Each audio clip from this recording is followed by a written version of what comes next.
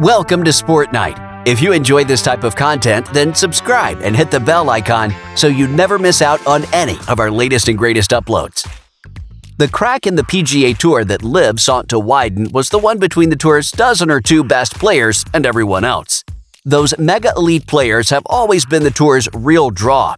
CBS pays millions of dollars to show events featuring Rory McIlroy, not the number 184 player who might make the cut and challenge the top of the leaderboard once a year. But the PGA Tour has a, maybe surprisingly, meritocratic structure. If that number 184 player makes the cut and McIlroy doesn't, then it's the underdog who gets paid, while McIlroy gets nothing. The money doesn't exactly mirror how many fans a player brings to the sport, as evidenced by Woods not being orders of magnitude ahead of everyone else in tour earnings. Liv has tried to exploit this dynamic by offering big, guaranteed contracts to players. Its tournaments are shorter than traditional tour events, 54 holes down from 72, and the lack of a 36-hole no-pay cut means the best players are guaranteed something, even as they generally work less. The PGA Tour has started to hit back in a few ways. It expanded a recently launched program to pay players based on how much media interest they generate. It cultivated a list of specially designated tournaments where the best players on tour compete for enhanced prize money.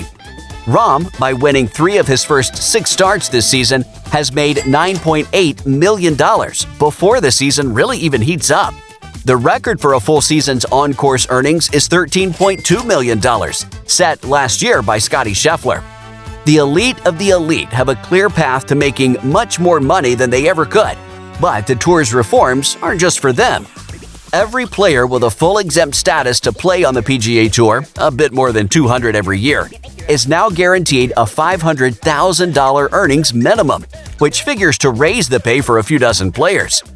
The tour also began paying stipends to cover tournament expenses for its fringier members who miss the cut and thus don't share in a tournament's purse. The PGA Tour doesn't want to lose more Brooks Koepkas to Liv, but it also wants to keep players like Chase Koepka, the brother you've almost certainly never heard of who joined Brooks and Liv last year. The reforms have so far looked effective at preventing more exits. The PGA Tour has also benefited from vocal leadership from McIlroy, Rahm, Scheffler, Justin Thomas, and a range of other young stars. Maybe most importantly, it has had Woods, who apparently disdains both Norman and the rival tour he now leads. When the PGA Tour needed them most, its best players decided to circle the wagons. Liv, for its part, has no juice. Its first season streamed on its YouTube channel in front of paltry audiences.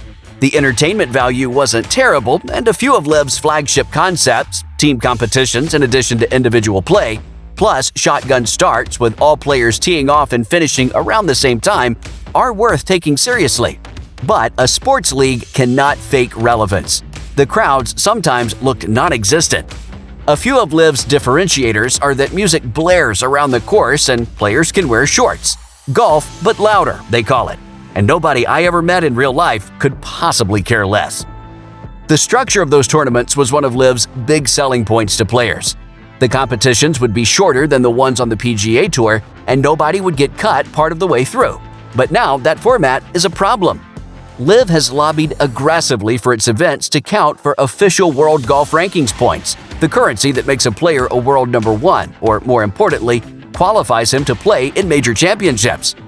Liv players and leaders like to whine about how the world ranking has blackballed their tour unfairly, but Liv's shortened no-cut events and closed entry format run afoul of traditional world ranking criteria. While Liv has a possible opening to put points on the table in its tournaments, its players will continue to sink like rocks in the ranking for the time being. Some Liv players have long-term exemptions into certain majors because they've won them in the past, but many will lose their pathway to golf's most important tournaments. Those include the Ryder Cup, which PGA of America and European Tour put on together. For now, Liv players are banned. This sort of exclusion has made player acquisition difficult. All of Liv's problems circle back to the league's desire to have its cake and eat it at the same time. The Saudi Tour wants to present an easier, more appealing tournament structure for players, but it wants those competitors rewarded like players in more demanding competitions. It wants to coexist with the PGA Tour, but is suing the PGA Tour. It talks of wanting to grow the game, but has never articulated how it will do that. When a reporter asked Mickelson what he did to grow the game at Liv's first tournament, the left-hander paused and said growth of the game was not what every day was about. What Liv really wants to be for the government that backs it is hard to pin down, but what it is right now for the sports world is much easier to see. A second-rate operation that is more a bleak sideshow than a golf league. And with that, we've reached the end of this video all about Liv versus the PGA. If you enjoyed this video and found it helpful, don't forget to leave a like and subscribe for content just like it.